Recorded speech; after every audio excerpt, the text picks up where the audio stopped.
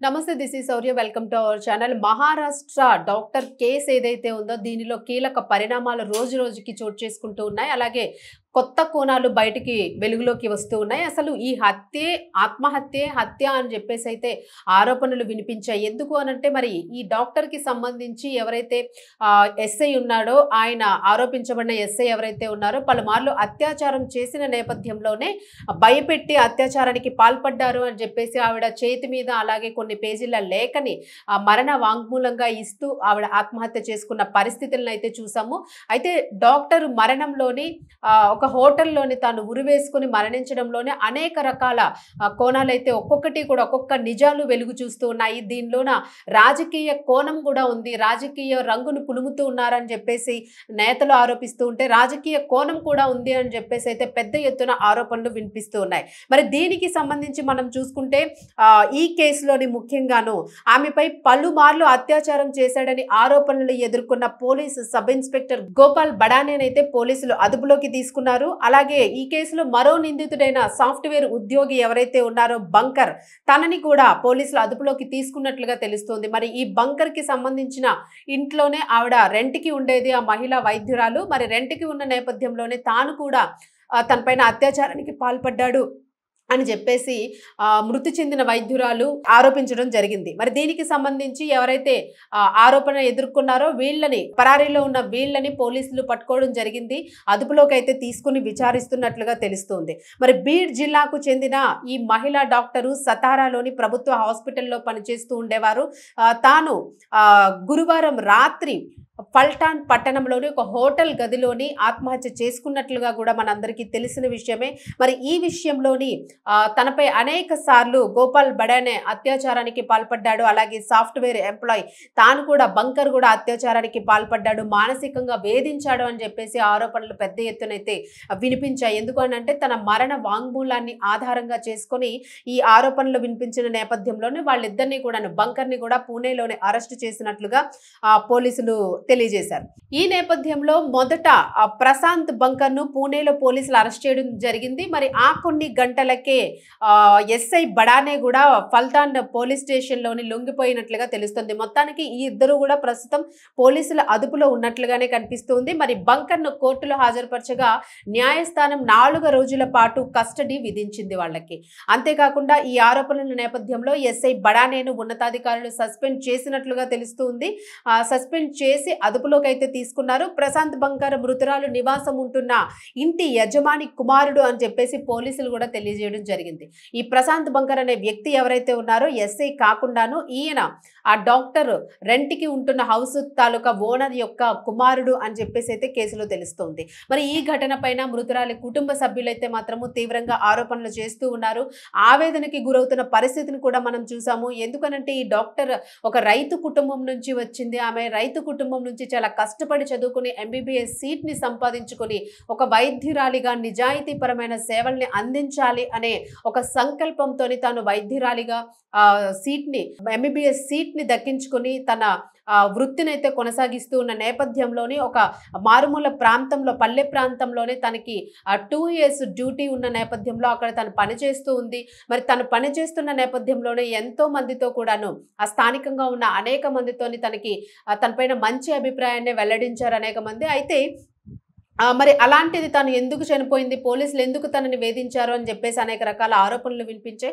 అంతేకాకుండా దీనిలో రాజకీయ కోణం ఉందంటూ ఒక ఎంపీ తనని బెదిరించారంటూ కూడా తను చేతి మీద రాసుకున్న నేపథ్యంలోని క్లియర్ కట్ గా పేరుని అన్నింటినీ కూడా తను మెన్షన్ చేయడం జరిగింది. మరి ఆ పార్టీకి సంబంధించిన నేతలు బెదిరించారు అని చెప్పేసి ఈ నేపథ్యంలో మానసికంగా శారీరకంగా స్ట్రెస్ ని తట్టుకోలేక భయంతోనే తను ఆత్మహత్య చేసుకున్నట్లుగా ఇక్కడ కనిపిస్తుంది. అంతేకాకుండా తప్పుడు రిపోర్ట్లు ఇవ్వాలంటే ఎవరైతే ఖైదీలు ఉంటారో వీళ్ళకి సంబంధించి రిపోర్ట్స్ ని మార్చాలి, తప్పుడు రిపోర్ట్స్ ని ఇవ్వాలి అని తనపైన ఒత్తిడి తీసుకురావడంతోనే తాను ఆ పనిని చెయ్యను అని చెప్పిన నేపథ్యంలోనే అనేక మార్లు అత్యాచారానికి పాల్పడి తనను బెదిరించారని చెప్పేసి తన మరణ వాంగ్మూలంలోనైతే తెలుస్తోంది. మరి అత్యాచారం ఆనికి బాధితురాలైన తాను ఆత్మహత్యకి పాల్పడడం అనేది కూడా హత్యగానే భావిస్తారు కాబట్టి మరి హత్యగా భావించిన నేపథ్యంలోనే ఎవరైతే దీనికి పాల్పడ్డారో ఆ అధికారిని అలాగే పాల్పడిన వ్యక్తుల్ని కూడాను పట్టుకోవడం జరిగింది, వాళ్ళని అదుపులోకి తీసుకోవడం జరిగింది. మరి దీనికి సంబంధించి మరిన్ని వివరాలు లోతుగా వెళ్తే ఈ ఘటన పైన మృతురాలి కుటుంబ సభ్యులైతే తీవ్ర ఆవేదన వ్యక్తం చేస్తున్నట్లుగా తెలుస్తుంది. నిందితులకి ఎవరైతే అత్యాచారానికి పాల్పడిన వారు ఉన్నారో వాళ్ళకి ఖచ్చితంగా సస్పెండ్ చేయడం కాదు, ఉరిశిక్ష విధించాలి అని చెప్పేసి వాళ్ళు డిమాండ్ చేస్తున్న పరిస్థితి అయితే మనం చూస్తూ ఉన్నాము. ఆ తల్లిదండ్రులు ఆవేదన పడుతున్న పరిస్థితిని చూస్తున్నాము. కన్నీటి పర్యంతం అవుతూ ఉన్నారు.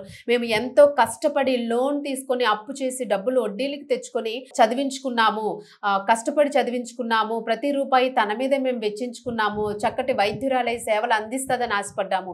మరి ఇలాంటి సమయంలోన తను ప్రాణాలు కోల్పోయేటట్టుగా చేసిన వ్యక్తుల్ని ఖచ్చితంగా మీరు ఉరి తీయాల్సిందే అని చెప్పేసి వాళ్ళు డిమాండ్ చేస్తున్న వైనాన్ని మనం చూస్తూ ఉన్నాం. మరి దీనికి సంబంధించి ఆ పోస్ట్ మార్టం డ్యూటీలో ఉన్నప్పుడు మెడికల్ రిపోర్ట్స్ ని మార్చాలంటూ కూడా కొందరు రాజకీయ నేతల నుంచి కూడా తనకి ఫోన్స్ వచ్చాయని ఆ మృతురాలు తన మరణ వాంగ్మూలంలోని పేర్కొనడం జరిగింది. అనేక రకాల ఒత్తిళ్లు తనపై తీసుకువచ్చారని చెప్పేసి. మరి ఈ కేసు ఇప్పుడైతే ఖచ్చితంగా రాజకీయ రంగునైతే పులుముకుంటా ఉంది, రాజకీయ కోణం దీనిలో ఉందని చెప్తూ ఉన్నారు. ఖచ్చితంగా రాజకీయ నాయకుల హస్తం ఉన్న నేపథ్యంలోనే తను ఆత్మహత్యకు పాల్పడాల్సిన అవసరం వచ్చింది అని చెప్పేసి ఆరోపిస్తూ ఉన్నారు. మరి ఎంతవరకు తను ఆత్మహత్య చేసుకుందా, లేదు అనంటే ఇంకేదైనా ఘటన దీని వెనుక ఇంకేదైనా జరిగిందా అన్న కోణంలో కూడా పోలీసులు చాలా తీవ్రంగా దీనిపైన విచారణ చేపట్టిన పరిస్థితిని కూడా చూస్తూ ఉన్నాము. అలాగే ఆమె పైన ఒత్తిడి తెచ్చారని శివసేన నేత అంబాదాస్ దన్వే అని చెప్పేసి కూడా తాను ఆరోపించడం. మరి తన పైన ఏదైతే ఈ ప్రెజర్ ని తీసుకుని వచ్చారో దీనికి సంబంధించి బీజేపీ మాజీ ఎంపీ రంజిత్ సింగ్ నాయక్ నింబాల్కర్ ఆమెపై ఒత్తిడి తీసుకొచ్చారని చెప్పేసి శివసేన నేత అంబాదాస్ దన్వే ఆరోపించినట్లుగా తెలుస్తోంది. సో ఇదేంటంటే ఒక పార్టీ మీద ఒకరు ఇప్పుడు దీన్ని ఒక కీలక అంశంగా తీసుకొని దీన్ని రాజకీయంగా వాడుకోవాలని చూస్తున్నారన్న కోణం కూడా ఇందులో చాలా ఎక్కువగా కనిపిస్తుంది.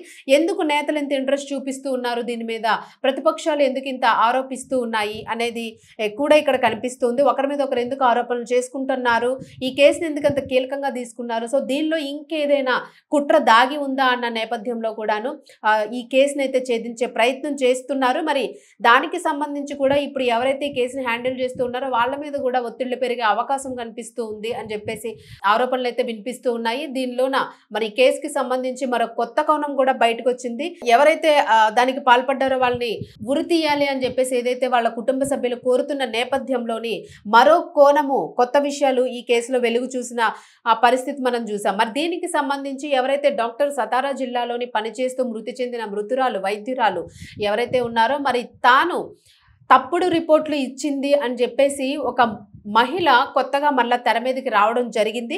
మరి దీనికి సంబంధించి దేశవ్యాప్తంగా కూడా ఈ కేసు మీద చర్చ అధికంగా జరుగుతున్న నేపథ్యాన్ని మనం చూస్తూ ఉన్నాము. మరి ఒక మహిళ తీవ్రంగా ఆరోపిస్తున్న పరిస్థితి ఇక్కడ కనిపిస్తుంది. అసలు ఈ వైద్యురాలు తను ఏం చేసేవారు అనేది మనం ఒకసారి చూసుకుంటే తాను డాక్టరు, సతారా జిల్లాలోని ఎక్కువగా శవ పరీక్ష విధుల్లో తాను ఫోరెన్సిక్ అంటే శవాలకి సంబంధించిన పరీక్ష విధుల్లోని తను ఎక్కువగా ఉండేవారు. దీంతో కీలక రిపోర్ట్లన్నీ కూడా ఆమె చేతుల్లో ఉండేవని చెప్తూ ఉన్నారు. మరి ఈ క్రమంలోనే పోలీసులు, రాజకీయ నాయకులు తన పైన తీవ్రమైన ఒత్తిడిని తీసుకొచ్చి పోస్ట్ మార్టం రిపోర్టుల్ని తారుమారు చేయాలి అని చెప్పేసి ప్రెజర్ తీసుకొచ్చారు. దీనివల్లనే తాను మానసికంగా, శారీరకంగా ఒత్తిడికి గురైందని కూడా తాను ఆరోపించడం జరిగింది. అలాగే మిగిలిన వారు కూడా మృతురాలి బంధువులు కానివ్వండి, స్నేహితులు కానివ్వండి, ఇతర కొంతమంది డాక్టర్లు కానివ్వండి, వీరందరూ కూడా ఈ నేపథ్యంలోనే ఆరోపిస్తూ ఉన్న పరిస్థితి అయితే కనిపిస్తుంది. మరి ఈ మేరకే సూసైడ్ లో ఆమె స్పష్టంగా కూడా ప్రస్తావించడం జరిగింది. ఎస్ఐ గోపాల్ బడ్నే పల్టాన్లోని రాజకీయ నాయకులు వైద్య నివేదికలు మార్చాలని ఒత్తిడిని తీసుకొస్తున్నారని తను పేర్కోవడం జరిగింది. దీనికి సంబంధించిన అధికారులకి తెలిసినా కూడాను అంటే ఇలా చేస్తున్నారు, ఎస్ఐ ఇలా వచ్చి నన్ను బెదిరిస్తూ ఉన్నారు, అలాగే రాజకీయ నాయకులు కూడా నాకు ఫోన్ చేసి కేసులు పోస్ట్ మార్టం రిపోర్ట్స్ మార్చాలని చెప్పేసి నన్ను వేధిస్తూ ఉన్నారు, నన్ను రకరకాలుగా హింసిస్తూ ఉన్నారు అని చెప్పేసి పైనున్న అధికారులకి చెప్పినా సరే వారు ఎట్టి పరిస్థితుల్లోనూ ఒప్పుకోలేదు, వాళ్ళు అసలు పట్టించుకునే లేదు, నా కంప్లైంట్ ని వాళ్ళు అసలు తీసుకునే లేదు అని చెప్పేసి తాను ఇక్కడ చెప్పడం జరిగింది. మరి తాజాగా సతారాకు చెందిన భాగ్యశ్రీ పంచాగ్నే అనే మహిళ తీవ్రంగా ఆరోపిస్తూ ఇప్పుడు తెర మీదకి వచ్చారు.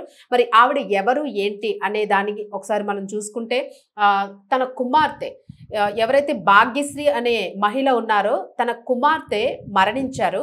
ఈ మరణం పైన తప్పుడు నివేదిక ఇచ్చారు అని చెప్పేసి ఆవిడ చెప్తూ ఉన్నారు. ఎవరిచ్చారు? చనిపోయిన డాక్టర్ ఎవరైతే ఉన్నారో మృతి చెందిన వైద్యురాలు ఆవిడ బతికున్న సమయంలోని ఈ భాగ్యశ్రీ పంచాగ్నే అనే మహిళ యొక్క కుమార్తె మరణిస్తే ఆ మరణానికి సంబంధించిన రిపోర్టుని ఆవిడ సాధారణంగా మరణించారు, సాధారణ మరణమే ఇది అని చెప్పేసి ఒక తప్పుడు రిపోర్ట్ని ఇచ్చారు.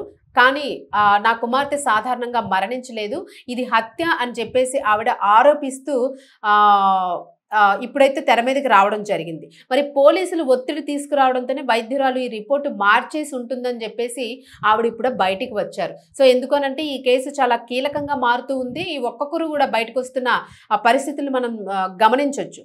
భాగ్యశ్రీ పంచాగ్ని కుమార్తె పేరు దీపాలి మారుతి అని తెలుస్తుంది. మరి కుమార్తెకు సైన్యంలోని అధికారిగా పనిచేస్తున్న అంజిక్య హనుమంత్ నింబాల్కర్ అనే వ్యక్తికి ఇచ్చి వివాహం చేసినట్లుగా తెలుస్తుంది. అయితే పెళ్ళైన నాటి నుంచి కూడా అత్తగారింట్లో తన కుమార్తె దీపాలి మారుతి అనే తన కుమార్తె చాలా తీవ్ర మానసిక క్షోభకి గురైందని చెప్పి ఆగస్టు 19వ తేదీన దీపాలి మారుతి మృతి చెందిందని చెప్పేసి తల్లి ఆవేదన చెందుతూ రిపోర్ట్ చేయడానికైతే ఇప్పుడు పోలీసుల్ని ఆశ్రయించారు. తనకి సంబంధించిన రిపోర్టు రాంగ్ ఇచ్చారు అని చెప్పేసి. తను గర్భవతి కాబట్టి మూర్ఛపోయి ఉంటుందని తల్లి భాగ్యశ్రీ భావించింది. అయితే తాను చనిపోయిన సమయంలో ఏంటంటే గర్భవతి, తను ప్రెగ్నెంట్గా ఉన్నారు, ఈ రకంగా తను మూర్ఛపోయింది అని చెప్పేసి అనుకున్నాము మేము.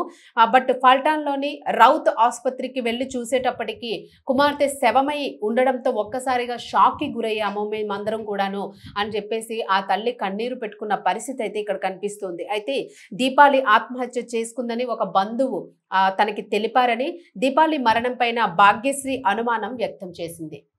ఇక్కడ ఏం జరిగింది అంటే ఖచ్చితంగా దీనికి సంబంధించి దీపాలి మరణం పైన భాగ్యశ్రీ అనుమానాన్ని అయితే వ్యక్తం చేసిన పరిస్థితి కనిపించింది. డాక్టర్ అయితే ఆత్మహత్య చేసుకున్నారు అని చెప్పేసి ఎప్పుడైతే మహిళా డాక్టర్, మీ అమ్మాయికి పరీక్షలు చేసిన డాక్టర్ ఎవరైతే ఉన్నారో ఆ మహిళా డాక్టర్ ఆత్మహత్య చేసుకున్నారని చెప్పడంతో తను హుటాహుటిన పోలీస్ స్టేషన్కి రావడం జరిగింది. మరి నా కుమార్తె మరణ వాంగ్మూలము, నా కుమార్తెకి సంబంధించి రిపోర్ట్ని ఎవరైతే మృతి చెందారో డాక్టరే ఇచ్చారు.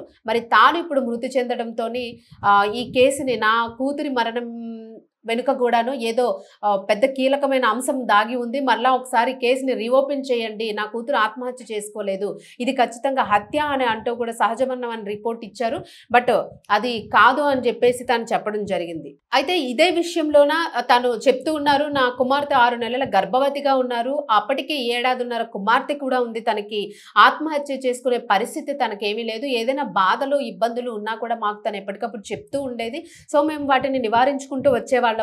ఆత్మహత్య చేసుకున్నంత పిరికిదైతే కాదు, వాళ్ళ అత్తమామలే నా కూతుర్ని చంపేశారని నేను నమ్ముతున్నాను అని చెప్పేసి భాగ్యశ్రీ ఇప్పుడు పోలీసులను అయితే ఆశ్రయించడం జరిగింది. ఎందుకంటే 1 మంత్ తర్వాత ఆ రిపోర్టు వచ్చేసరికి తాను కంగు తిన్నట్లుగా తెలుస్తుంది. అయితే అధికారులు బెదిరించి నా కుమార్తె రిపోర్ట్ను కూడా మార్పించేశారు అని చెప్పేసి ఆవిడ ఆరోపిస్తున్న పరిస్థితులు అయితే ఇక్కడ కనిపిస్తున్నాయి. పోస్ట్ మార్టం రిపోర్టు విషయంలో వైద్యురాలిపై పోలీసులు, రాజకీయ నాయకులు ఒత్తిడి తెచ్చి మార్పించారని చెప్పేసి ఆవిడ ఆరోపించారు. మరి దీనికి సంబంధించి దీనిపై మళ్ళా దర్యాప్తు చేయాలి నా కేసుని, కుమార్తె కేసుని అని చెప్పేసి అయితే భాగ్యశ్రీ డిమాండ్ చేస్తున్న పరిస్థితులు ఇక్కడ కనిపిస్తున్నాయి. సో ఈ కేసులోనే ఏంటంటే రోజు రోజుకి కూడాను ఈ కేసుకి, భాగ్యశ్రీ కుమార్తె దీపాలి కేసుకి, అలాగే మృతి చెందిన డాక్టర్ కేసుకి సంబంధించి వెనక ఏదో చాలా పెద్ద కుట్రే జరుగుతోంది, దీని వెనక రాజకీయ కోణం ఉంది. అలాగే ఎవరైతే మరణించిన దీపాలి ఉందో దానికి సంబంధించిన భర్త కూడాను ఒక గవర్నమెంట్ ఉద్యోగి, ఆయన కూడాను ఆఫీసర్గా పనిచేస్తూ ఉన్నారు. సో దీని వెనుక ఏదో పెద్ద కుట్ర జరుగుతుంది, కేసుని మళ్ళీ రీఓపెన్ చేయండి అని చెప్పేసి ఆవిడ తెరపైకి రావడం జరిగింది. మరి దీనికి సంబంధించి ఇప్పుడు పోలీసులు ఎలా స్పందిస్తారు, కేసుని తీసుకున్న వాళ్ళ అదుపులో ఉన్న పోలీసులు ఎవరైతే ఉన్నారో ఎస్ఐ కానీ, అలాగే బంకర్ కానీ వీళ్ళందరూ గూడా అదుపులో ఉన్నారు.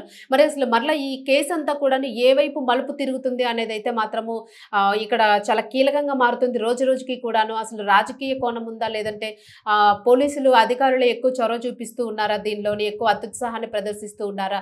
అనే కోణంలోనైతే మాత్రం ఈ కేసంతా కూడాను రకరకాల లింకులతో ముడిపడి ఉన్న నేపథ్యం అయితే ఇక్కడ కనిపిస్తుంది. మరి ఈ కేస్‌కి సంబంధించి మరిన్ని అప్డేట్స్ అయితే రావాల్సి ఉంది. మరి వచ్చిన తర్వాత అసలు దీపాలి కేస్‌కి దీనికి ఎలాంటి సంబంధం ఉన్నదైతే మరిన్ని నిజాలు బయటికి వెలుగు చూసే అవకాశాలైతే ఎక్కువగా కనిపిస్తున్నాయి. ఏది ఏమైనా కూడాను తల్లిదండ్రులైతే ఖచ్చితంగా ఉరిశిక్ష వేయాలి, మా కుమార్తెకు న్యాయం చేయాలని వాళ్ళు ప్రాధేయపడుతున్న పరిస్థితులను చూస్తూ ఉన్నాము. సో దీని వెనుక కూడా ఇంకా ఎంతమంది హస్తం ఉంది? ఇలాంటి తప్పుడు రిపోర్ట్‌లు ఎన్ని ఇచ్చి ఉండుంటారు? ఇంకా ఒక్కొక్కరు కూడా బయటికి వచ్చే పరిస్థితి ఏమైనా ఉందా? అనే అనుమానాలు కూడా తీవ్ర స్థాయిలో వ్యక్తమవుతున్న పరిస్థితి అయితే కనిపిస్తూ ఉంది.